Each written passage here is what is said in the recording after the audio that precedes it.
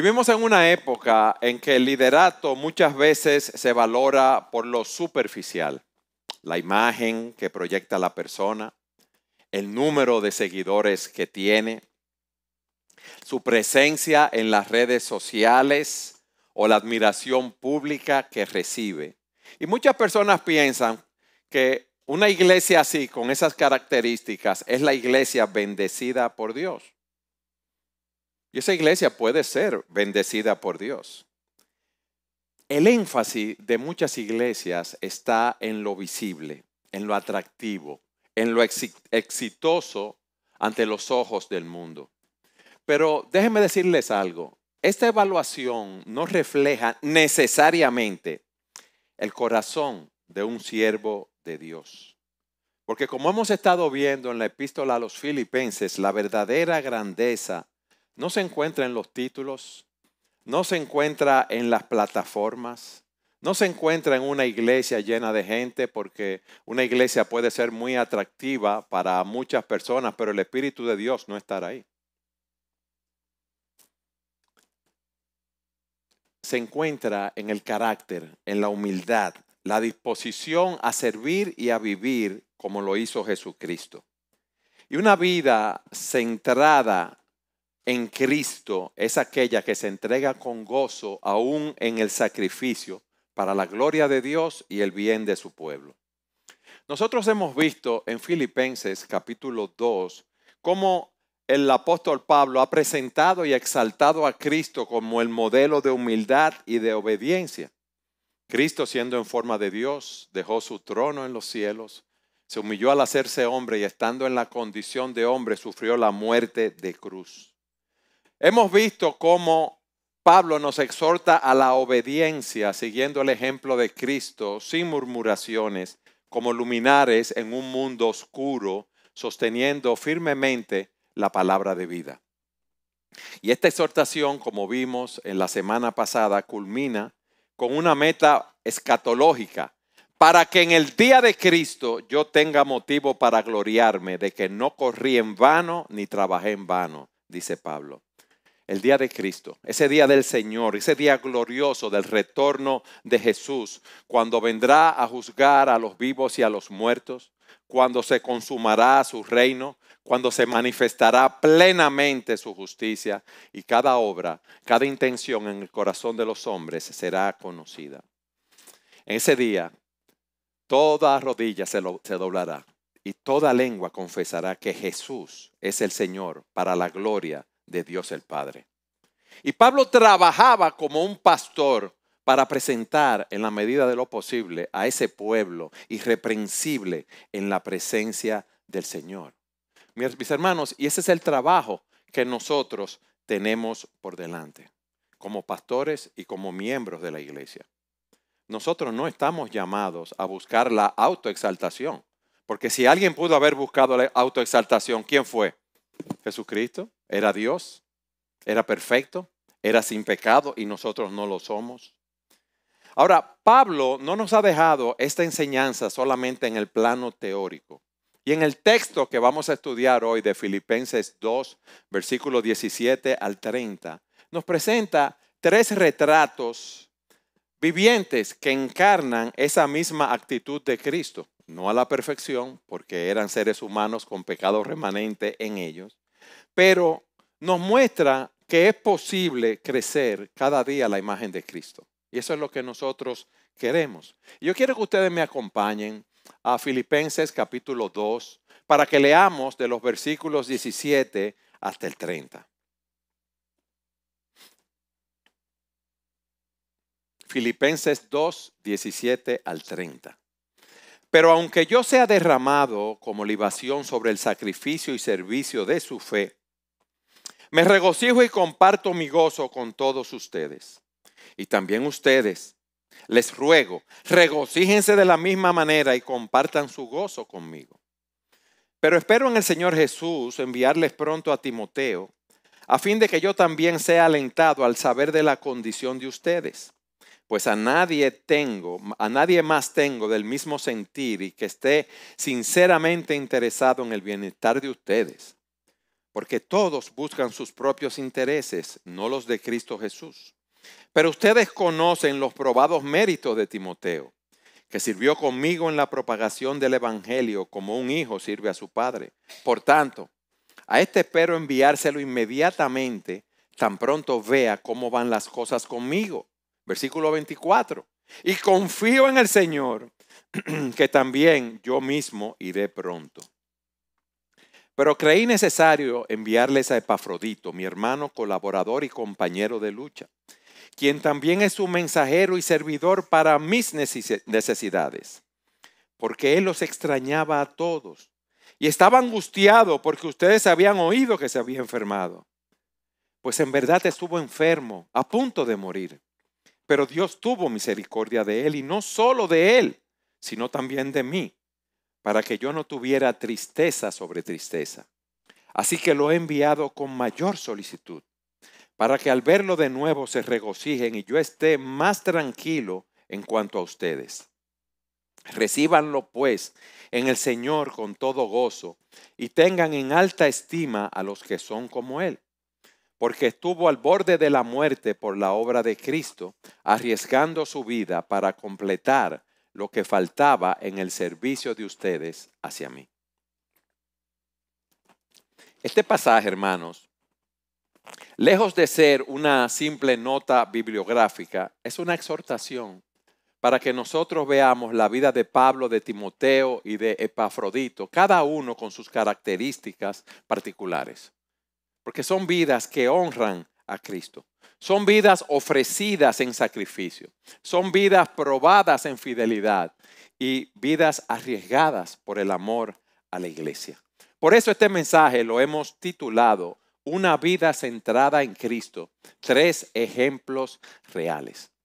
La primera y el primer punto es Pablo, que es una vida derramada con gozo por la fe de otros. Fíjense cómo Pablo dice, pero aunque yo sea derramado como libación sobre el sacrificio y servicio de su fe, me regocijo y comparto mi gozo con todos ustedes. Recuerden que Pablo estaba preso y aunque él podría concentrarse en su sufrimiento y empezar a lamentarse, él nos muestra otra perspectiva cómo él está viendo su vida. Él la ve como una libación, como una ofrenda líquida derramada sobre el sacrificio. Y esa era una práctica que vemos en el Antiguo Testamento. Había un sacrificio y se derramaba agua o se derramaba otro líquido sobre ese sacrificio. Y Pablo dice, yo estoy siendo derramado. Fíjense que él no dice, yo voy a ser derramado en el futuro. Ese verbo está en presente y él está diciendo que esa entrega, que esa libación está ocurriendo en ese momento. Sus cadenas, su sufrimiento, su dedicación al evangelio, todo eso es parte de su adoración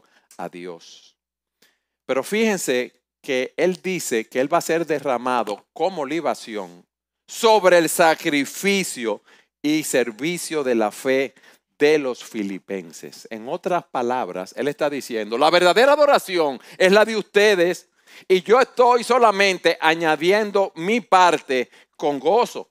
Y aquí utiliza dos palabras que son muy descriptivas. Servicio es la palabra que se utilizaba para las ofrendas rituales, pero más trata con la vida consagrada que nosotros debemos tener cuando nos presentamos como un sacrificio vivo ante el altar de Dios. Esa es la palabra sacrificio. Y la palabra servicio describe un ministerio sacerdotal. ¿Y qué nos enseña esto, mis hermanos? ¿Qué hacemos con ver la palabra, el significado, sacrificio, servicio? Bueno, nos enseña que todas nuestras vidas es un acto de adoración.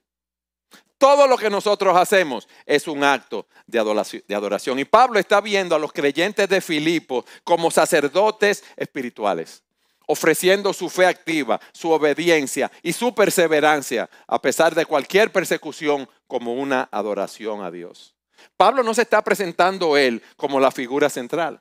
Pablo no se está presentando él como el protagonista, sino como una ofrenda secundaria sobre la ofrenda de los filipenses. Y él se alegra, díganme bien, en apoyar lo que ellos están haciendo. Se alegra de ser parte del sacrificio que está edificando a otros. Él no está buscando reconocimiento. Él no está buscando compasión por la situación en la cual se encuentra, sino que él celebra que él es útil en la obra de Dios. Y él les está diciendo que vean su situación no como una tragedia, no como una pérdida, sino como un privilegio compartido en el plan de Dios. Fíjense lo que dice el versículo 18, ese llamado al gozo mutuo en el sacrificio que Pablo nos dice. Y también ustedes, les ruego, regocíjense de la misma manera y compartan su gozo conmigo. Él está consciente que lo que él está pasando está contribuyendo al propósito de Dios. Y esto nos enseña, mis hermanos, que nuestro gozo no depende de las circunstancias, sino de una fe madura que entiende que la vida cristiana, óyeme bien, que la vida cristiana es un privilegio. ¿Por qué? Porque estamos participando en la obra eterna de Cristo. Eso es lo que estamos haciendo. Y ese gozo se vive mejor en comunidad, todos nosotros juntos. ¿Y qué aprendemos de este retrato de Pablo? Mis amados, la vida cristiana es una ofrenda. No es una posesión personal. Reflexiona sobre eso. ¿Cuándo tú te has visto con tu vida como una ofrenda delante del altar de Dios? Como un sacrificio y un servicio a Dios. Así que Pablo le está viendo. Él está derramando su vida como libación, como un culto a Dios. Lo que yo cité de Romanos 12:1. Por consiguiente, hermanos, ¿qué dice Pablo a los romanos? Les ruego por las misericordias de Dios que presenten sus cuerpos como un sacrificio vivo y santo, aceptable a Dios, que es su culto racional. Vivir para Cristo es entregar cada área, cada aspecto de nuestras vidas como una ofrenda diaria para su gloria y el bien de los demás. Decimos amén. Y qué bueno, gloria a Dios. Pero cuando las cosas se ponen difíciles, ¿verdad? Y esto yo no sé cómo lo van a traducir, pero cuando la puerca tuerce el rabo,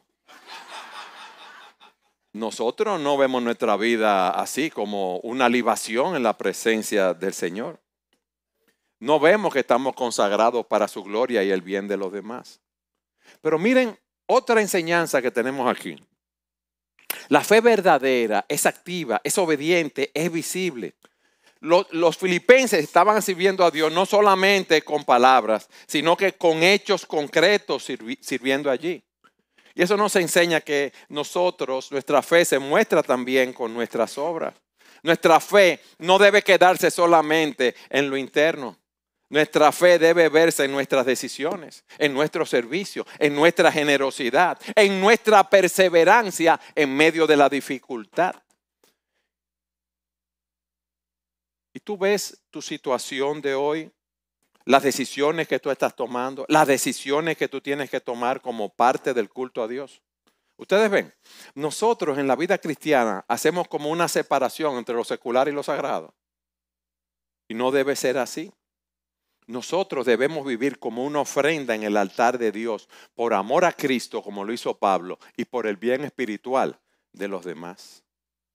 Mis hermanos, Pablo estaba gozoso y eso nos enseña cómo ese gozo cristiano florece en el terreno del sacrificio. Él no se está gozando porque la cosa estaba buena. Recuérdese que él estaba encadenado en Roma, sino porque estaba siendo útil para el crecimiento espiritual de otros. Pablo le dice a los corintios, en 2 Corintios 7:4, estoy lleno de consuelo, reboso de gozo en toda nuestra aflicción. Reboso de gozo en toda nuestra aflicción. Por eso es contraproducente para la mente de nosotros, hermanos. Piensa en la situación que tú tienes ahora, la lucha que tú estás cogiendo, las cosas que te están pasando, lo que tú estás enfrentando. Pero en medio de la aflicción, es lo que está diciendo, viene el consuelo de Cristo. Yo me gozo por eso. Mis hermanos, el gozo no está en la comodidad. El gozo está en cumplir con la voluntad de Dios en medio de la situación en la cual nos encontramos. Y eso es lo que nos está diciendo. Y ese gozo compartido fortalece a la iglesia. Y Él está invitando a la iglesia a que se alegren con Él. A que se alegren a lo que Dios está haciendo en su vida y en la vida de ellos a través, del sufrimiento. Hermanos, ¿qué tanto nos gozamos nosotros cuando vemos a otros hermanos sirviendo y perseverando en la fe? ¿Qué tanto agradecemos a Dios por esos hermanos que son invisibles a nosotros en cuanto a su servicio, en cuanto a su trabajo, en cuanto a sus ofrendas? ¿Qué tanto agradecemos a Dios por ello? ¿Qué tanto oramos por nuestros líderes? ¿Qué tanto oramos por nuestros diáconos? ¿Qué tanto oramos por los líderes de grupos pequeños? ¿Qué tanto oramos por los líderes de ministerio? ¿Cuál es la fuente de ese modelo por el cual Pablo actúa así? Y es que Pablo ha sido transformado por el sacrificio de Cristo. Él le dice a los efesios lo siguiente: anden en amor, así como también Cristo los amó y se dio a sí mismo por nosotros, ofrenda y sacrificio a Dios como fragante aroma. ¿Por qué Pablo sigue así? ¿Por qué él está dispuesto a sufrir con gozo en medio de esa situación? Por lo que Cristo ya ha hecho por él. Mis hermanos, el evangelio, ese mensaje de buenas nuevas, esa salvación que Dios nos ha dado, no solamente nos salva, nos motiva para enfrentar la vida que tenemos por delante. Nos motiva para enfrentar esta vida con gozo. Y hoy vamos a participar de la cena del Señor. Y es bueno que meditemos para saber si nosotros estamos sirviendo aquí en la iglesia, si estamos dando un testimonio afuera por deber o por gratitud. Miren, el sacrificio que agrada a Dios nace de un corazón que ha sido cautivado por el amor de Cristo. Oye bien, el sacrificio que agrada a Dios nace de un corazón que ha sido cautivado por el amor de Cristo. ¿Por qué Pablo sufría con gozo? Porque dice la Escritura que Cristo, por el gozo puesto delante de él, ¿sufrió qué? La cruz. ¿Y cuál era el gozo de Cristo puesto delante de él? Nosotros, hermanos. Ese pueblo que él iba a comprar por su sangre. Nosotros. Ese fue el gozo. ¿Cuál debe ser el gozo de nosotros? Que estamos imitando a nuestro Salvador y que tú y yo tenemos una esperanza que el mundo no tiene. Pablo aquí nos está presentando una visión radical del ministerio y de la vida cristiana. Derramar nuestras vidas como ofrenda. Por eso suena loco en estos días. Piénsenlo, la verdad, humanamente hablando. Derramar nuestras vidas como ofrenda. Alegrarnos al ver la fe de otros crecer. Vivir con gozo como fruto del sacrificio. Al mundo, eso es ilógico. Pero para la cruz, eso es lógica. Porque ese es el diseño de Dios. Una vida, óyeme bien, digna del evangelio, es una vida entregada con gozo. ¿Qué hemos visto hasta aquí? Pablo, una vida derramada con gozo por la fe de otros. Pero también aquí tenemos el ejemplo de Timoteo y miren las diferentes personalidades. ¿Quién era Pablo? Alguien que había perseguido a la iglesia, que había encarcelado a los creyentes, que estaba allí cuando apedrearon a Esteban. Y ese es el testimonio que él da. Pero ahora él habla de Timoteo, que es un siervo fiel con el corazón de Cristo, si podemos decirlo así. Vayan conmigo al versículo 19. Timoteo, hijo de un padre griego, un muchacho criado en la fe por su mamá y su abuela, un hombre tímido, un hombre joven, un hombre enfermizo. Pero Pablo dice esto: pero espero en el Señor Jesús enviarles pronto a Timoteo, a fin de que yo también sea alentado al saber la condición de ustedes. Espero en el Señor, es lo primero que dice Pablo. Eso no es desconfianza, ¿eh? Eso es una confianza reverente. Pablo no está haciendo planes rápido. Se le ocurrió algo y vamos a hacerlo. No. Él está esperando en el Señor. ¿Por qué? Porque él tenía una vida de dependencia. Él tenía una vida de sumisión. Él tenía una vida de reverencia a la providencia y la soberanía de Dios en su vida. Él sabía que él no gobernaba el universo. El gobernante número uno, ¿quién es? Dios. Ese es un liderazgo, el de Pablo, para presentar a Timoteo, que depende de la voluntad de Dios. Y aquí hay una lección para nosotros, hermanos. ¿Qué tanto nosotros buscamos el rostro de Dios a la hora de decidir? Espero en el Señor Jesús.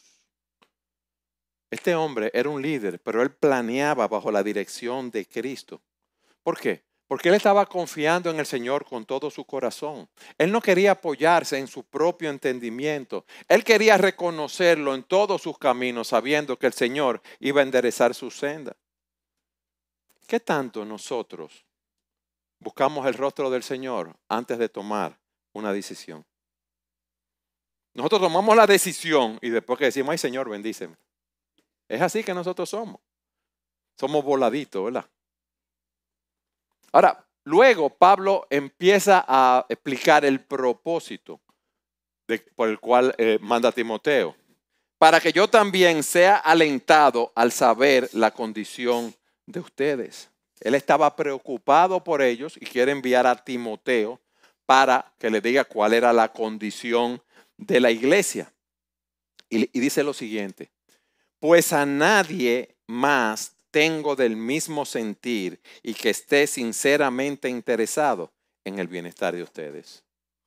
Él tenía un corazón como el de Pablo, genuinamente interesado en los demás. A nadie más tengo del mismo sentir.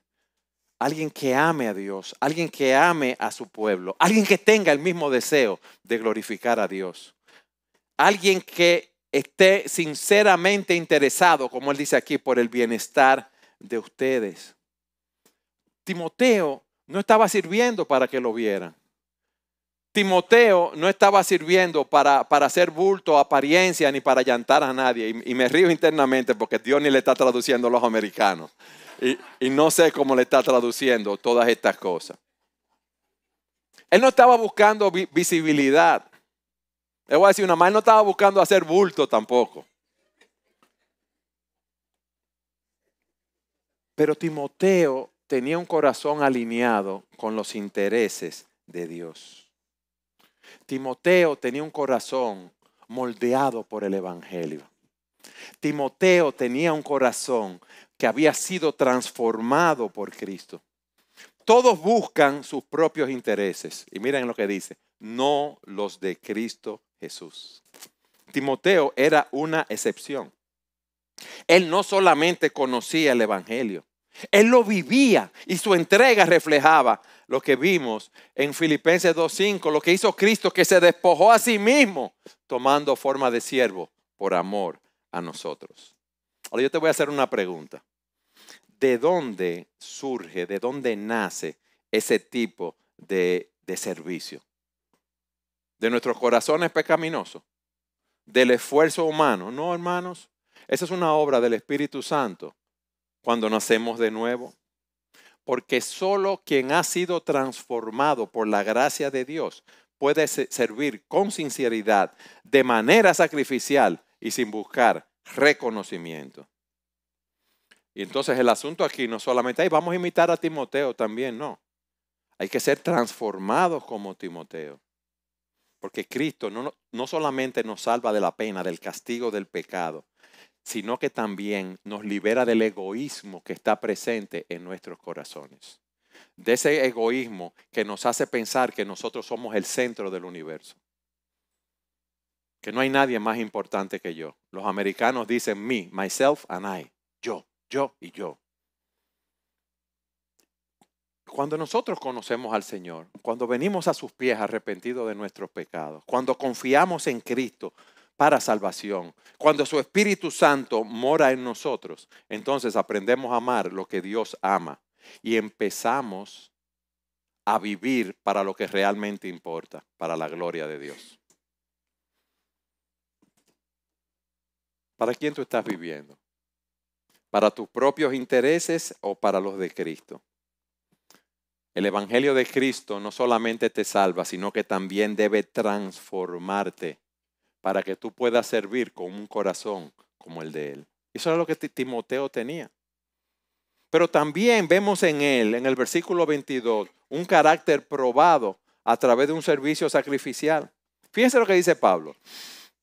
Pero ustedes conocen los probados méritos de Timoteo, que sirvió conmigo en la propagación del Evangelio como un hijo sirve a su padre. Él no tuvo que decir más nada. ¿Por qué? Porque los hermanos de Filipo ya sabían quién era Timoteo, cómo su carácter, su testimonio estaba presente, cómo era confiable, cómo era un hombre maduro en la fe.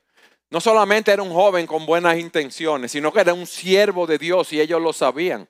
Y esa palabra que se utiliza aquí, que sirvió conmigo, implica servir como un esclavo, mostrando que Timoteo se sometía con humildad, con obediencia, sin buscar el protagonismo. Y también lo describe como un hijo que sirve a su padre. Alguien que tenía una disposición a aprender. Alguien que tenía la disposición a dejarse guiar. Alguien que quería trabajar en amor, en una misión común. Y aquí vemos, hermanos, un ejemplo de lo que es el discipulado cristiano. Cómo Pablo trabajó con Timoteo, formando el carácter de ese hombre. Cómo ese hombre también se entregó a servir. Mis hermanos, y repito, no por carisma, no por popularidad, no para ser visto de las personas, sino con una obediencia humilde como un siervo o como un hijo. Y esa relación de Pablo con Timoteo creó en él un carácter confiable. Pero Pablo estuvo dispuesto a trabajar con él. Y por eso Pablo le dice a él, lo que has oído delante de mí, delante de muchos testigos, esto encarga a hombres fieles que sean idóneos también para enseñar también a otros. Pero en los versículos 23 y 24 se nos dice que Timoteo era un siervo que estaba disponible y que era confiable para la iglesia. Fíjense lo que dice. Por tanto, a este espero enviárselo inmediatamente, tan pronto vea cómo van las cosas conmigo. Y confío en el Señor, que también yo mismo iré pronto. Cuando yo sepa lo que va a suceder conmigo, cómo están las cosas aquí, yo entonces le voy a enviar a Timoteo. O sea, él está haciendo planes con Timoteo, pero yo no veo que le haya dicho a Timoteo eso.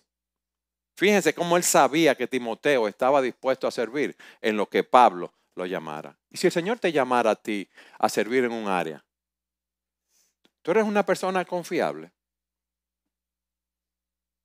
Sabemos que lo que el Señor te pida, tú lo vas a hacer. O tú solamente quieres hacer las cosas que se ven en la iglesia y no las que no se ven. Nosotros tuvimos una actividad de evangelismo hace unos días. Y aquí había un grupo de hermanos que vinieron, diáconos, a servir y en la tarde estaban aquí chequeando y organizando y trabajando. Nadie los vio. ¿Para quién ellos estaban trabajando? Para Cristo. ¿Estamos nosotros dispuestos a hacer eso? Las iglesias, la obra de Dios necesita siervos como Timoteo, confiables, con carácter humilde, disponibles para ir donde el Señor los mande.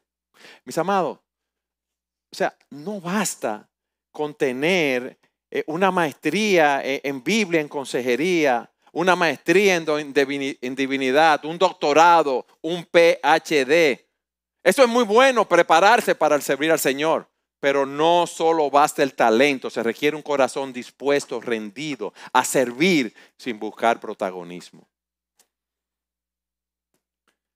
Oigan esto, la disponibilidad no es estar libre de ocupaciones, sino estar dispuestos a decir, heme aquí, Señor, envíame a mí.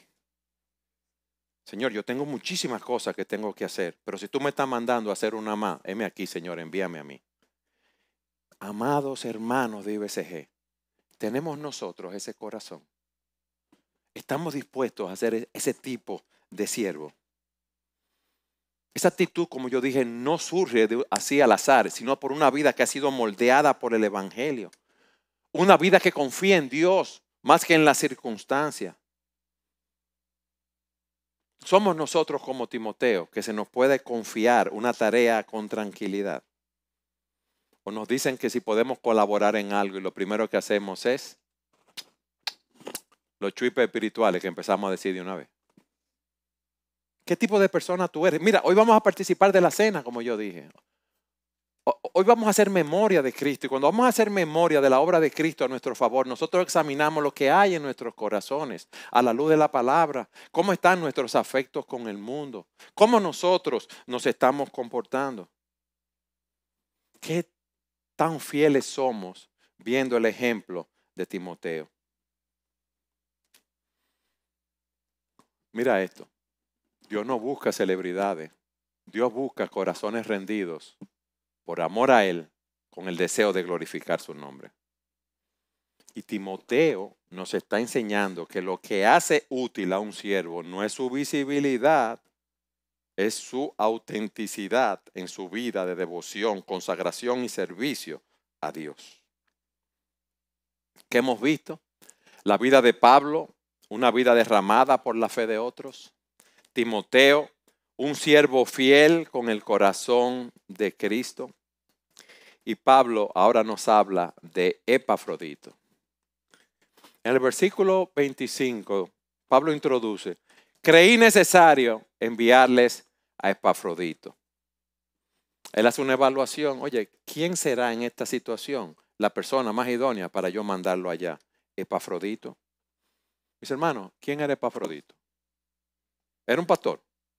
No. ¿Era un apóstol? No. ¿Era un gran predicador? No. ¿Era un hermano de la iglesia? ¿Un servidor en la iglesia? ¿Eso era Epafrodito?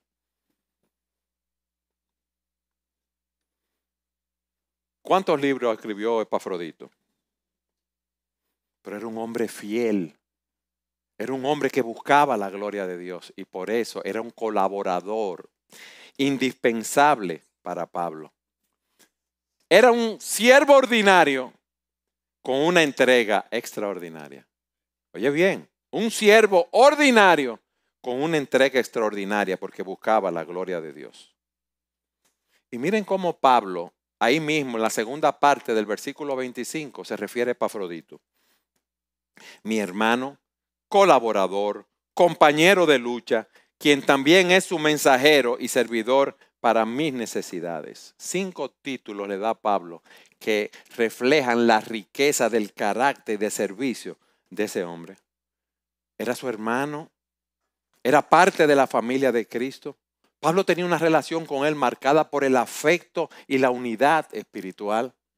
Era un colaborador, o sea que trabajaba hombro con Pablo. Él no era un espectador, él era un participante activo de la misión de evangelismo y edificación de la iglesia.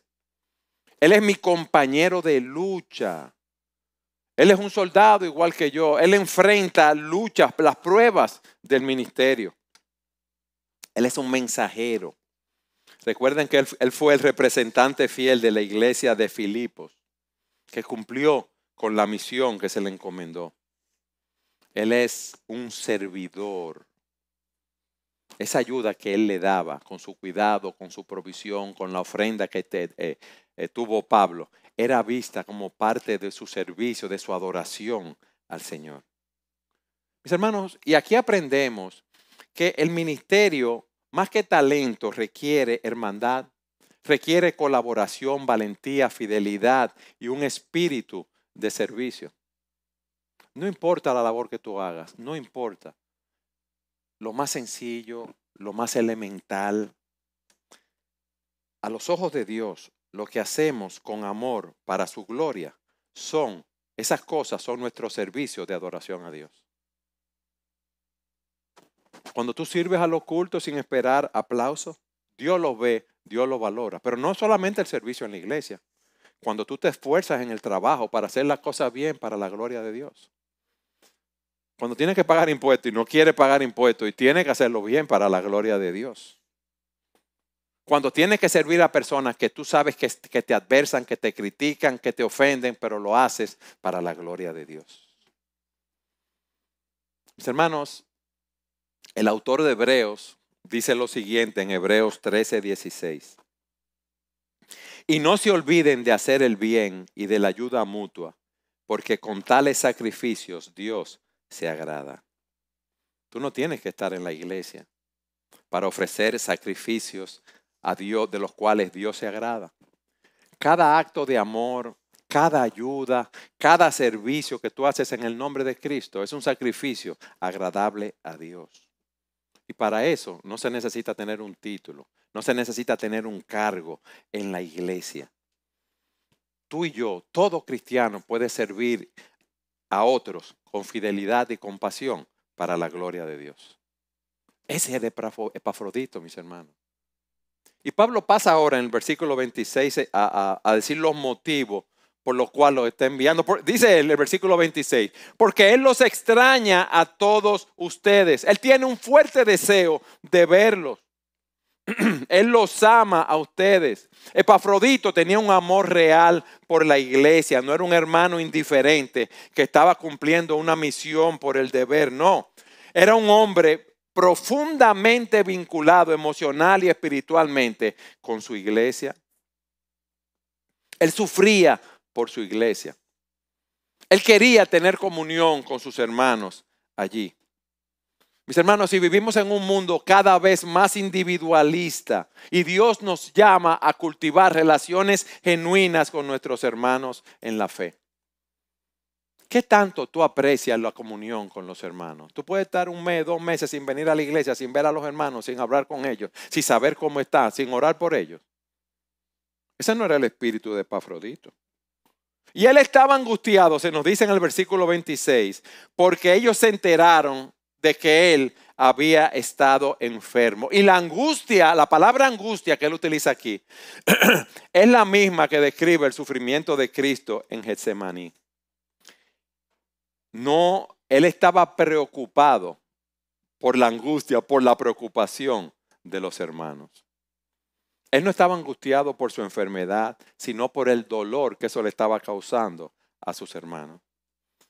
Y Pablo nos dice que él estuvo gravemente enfermo, pero Dios intervino con misericordia. Pues en verdad estuvo enfermo, óigame bien, a punto de morir, pero Dios tuvo misericordia de él, y no solo de él, sino también de mí, para que yo no tuviera tristeza sobre tristeza. Miren el corazón de Pablo por su amigo, por su hermano, por su compañero, cómo Pablo sentía. Y por eso dice, así que lo he enviado con mayor solicitud para que al verlo de nuevo se regocijen y yo esté más tranquilo en cuanto a ustedes, para que ustedes lo reciban con gozo, para que ustedes se gocen al verlo allí. ¿Por qué? Versículo 30. Porque estuvo al borde de la muerte por causa de la obra de Cristo, arriesgando su vida para suplir el servicio que ustedes no podían prestar en persona. Al borde de la muerte por causa de la obra de Cristo, arriesgando su vida para poder suplir el servicio. Mis hermanos, esto debe reprendernos a nosotros. Si vemos quizás un domingo en la mañana que está lloviendo mucho, no queremos salir de la casa y no queremos venir a adorar a Dios aquí.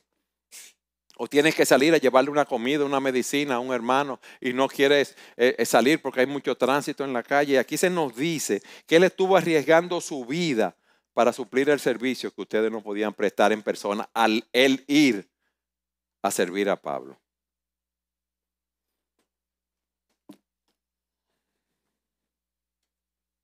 Mis hermanos, servir a Cristo implica riesgos reales, pero lo que hagamos tiene un valor eterno. Oye bien, implica riesgo servir a Cristo, pero tiene un valor eterno. Estamos trabajando para el Rey de Reyes y el Señor de Señores. Aquí hay 3 vidas que son dignas de imitar. 3 vidas sumamente distintas, 3 personalidades distintas, 3 personas con dones y talentos distintos. Pero ellos ejemplifican algo. Esos hombres tenían una pasión, la gloria de Dios, la gloria de Cristo, la gloria de la iglesia de Cristo. Esos hombres no buscaron protagonismo, no buscaron reconocimiento, no buscaron comodidad. Vivieron para servir. Ellos entregaron sus vidas para la gloria de Dios por medio del sacrificio. Ya Cristo nos dejó un ejemplo para que sigamos su pisada. Te lo voy a leer de nuevo. Vivieron para servir, entregaron sus vidas para glorificar a Cristo en medio del sacrificio. Pablo nos muestra el gozo de un hombre maduro que se presenta como una ofrenda por el bien de los demás. Timoteo nos muestra esa obediencia humilde de quien sirve como un hijo a un padre con un carácter aprobado. Epafrodito nos muestra la valentía amorosa de quien arriesga su vida por la obra de Cristo. Pero en todos ellos vemos que la motivación suprema era Cristo. Mis hermanos, Cristo es nuestra motivación. Servimos por Él. Lo adoramos a Él. Yo quiero leerle 3 versículos de lo que hemos visto solamente. Pablo dice, pero aunque yo sea derramado como libación sobre el sacrificio y servicio de la fe de ustedes, me gozo y comparto mi gozo con todos ustedes. De Timoteo dice, porque todos buscan sus propios intereses, no los de Cristo Jesús. Y de Epafrodito dice, porque estuvo al borde de la muerte por causa de la obra de Cristo, arriesgando su vida. Cristo no es solamente nuestro Salvador que nos redimió. Es el Señor, o debe ser el Señor de nuestras vidas. Debemos estar dispuestos a vivir y a morir por Él. ¿Tú sabes algo? El sufrimiento, el renunciar a nosotros mismos para servir a los demás, muestran nuestra fe. Y el punto es este. ¿Estamos dispuestos hoy nosotros a presentarnos como un sacrificio delante del altar de Dios, que es nuestro culto racional? Mis hermanos, ¿qué queremos nosotros como iglesia? Ser conocidos como una iglesia que tiene mucha gente y una bonita alabanza y buenos mensajes con mucha gente. O una iglesia donde cada miembro ejemplifica a Cristo. Que está viviendo para Él. Que se está negando a sí mismo para vivir para la gloria de Dios. Pero hay algo más. Nosotros vemos nuestro servicio a Dios como un privilegio, como un acto de adoración, o lo vemos como una carga. Estamos dispuestos a vivir como Pablo, como Timoteo y como Epafrodito, aunque nadie nos aplauda. Yo estaba diciendo que muchas personas lo que buscan es la grandeza y evalúan la grandeza, la bendición de Dios, la piedad de una persona. Porque tiene muchos seguidores, mucho impacto en las redes y muchos lo tienen y es una bendición para la gloria de Dios. Pero óigame bien, IBCG, hoy en nuestro 6º aniversario, la verdadera grandeza está en el servicio. La verdadera madurez está en nuestra disposición al sacrificio. Y el verdadero gozo está en vivir para la gloria de Dios y para el bien de su pueblo. Y aquí hay personas que nos visitan que no han venido a los pies de Cristo en arrepentimiento y fe. Quien quiera que ve la vida de estos hombres dice, bueno, eso es un llamado a hacer más. No, esto es un llamado a rendirte a los pies de Cristo e imitar a Cristo. Porque eso es lo que hace el Evangelio en nuestras vidas. Cristo dejó su trono, se humilló y murió en la cruz para salvar a pecadores como tú y como yo, para darnos vida. Y la pregunta que tú debes hacerte es, yo lo conozco. Yo me he arrepentido de mis pecados. Y hoy es un día bueno para decirle al Señor, Señor, ya yo no quiero vivir más para mí. Yo quiero vivir para ti. Yo me arrepiento de mis pecados.